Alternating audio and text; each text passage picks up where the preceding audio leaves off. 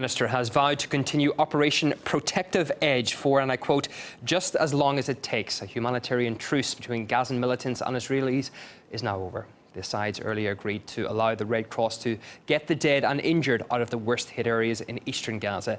On Sunday, the IDF launched an aerial bombardment of the area, killing at least 87 civilians.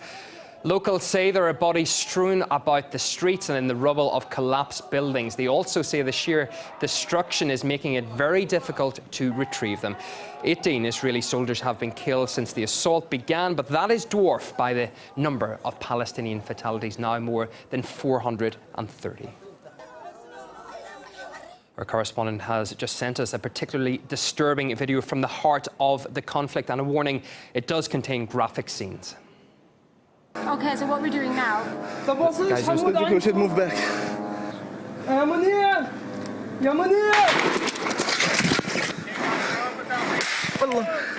يلا يلا يلا يلا أشهد أن لا إله إلا الله.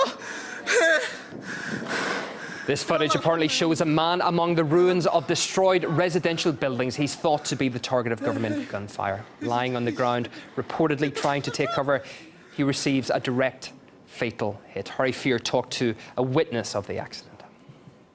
A group of international solidarity activists and two Palestinians were making a trip into the East Shejair, very close to the border with Israel. This was at a time when there was a halt on Israel's operations in the area.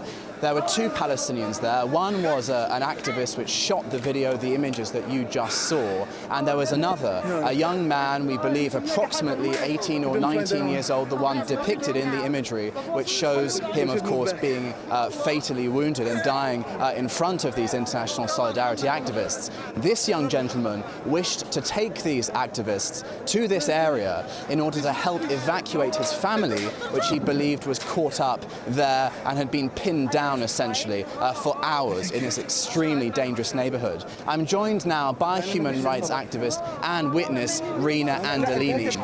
Rina, can you tell us exactly what you saw with respect to the death of this young man? With respect to the death, altogether there were 4 shots fired. The first one missed him, but the remainder 3 were aimed for him. The second one was fatal, which caused him to fall down on the ground. And the third one was, I guess, for them to make sure that they had got him, basically. Do you have any reason to believe he was caught up in militant activities? No, not at all.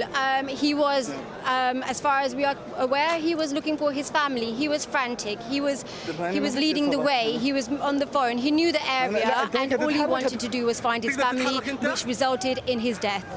There was supposed to be a ceasefire as well. However, as we set foot into the region, there was bombing nearby, there was shelling nearby, and snipers shooting as well. Yes, indeed. So that's some of the detail of this incident on Shejair, killing this young gentleman this afternoon. Harry Fear reporting. While an Israeli Defense Force spokesperson insisted to me earlier that they're going to great lengths not to hit civilians. The Hamas Minister of the Interior specifically instructed the civilian population in Gaza not to leave their homes, not to leave to the instructions, and not to follow the instructions that the military provided. But you knew these innocent people were in their homes, and yet you still decided to strike. Was that your decision? We provided as much warning as we could, and at the end, we had to attack certain targets that are resulting in the terrorization of our entire public.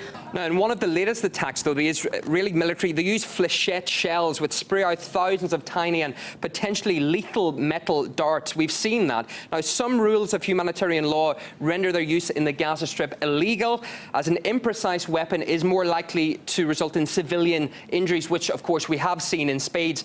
Why do you ignore international law in this case? I can say with full confidence and with full sincerity that any weapon that is being used by the IDF is done so in line with international law. We're seeing hospitals, schools, media offices, essentially sick people, children, and the ordinary working man and woman being hit in these places, you know, overwhelmingly. Why is this? They are not being targeted. And the reason that they are not leaving and following the instructions that we are giving them is because Hamas finds it in its asset to leave them in these areas.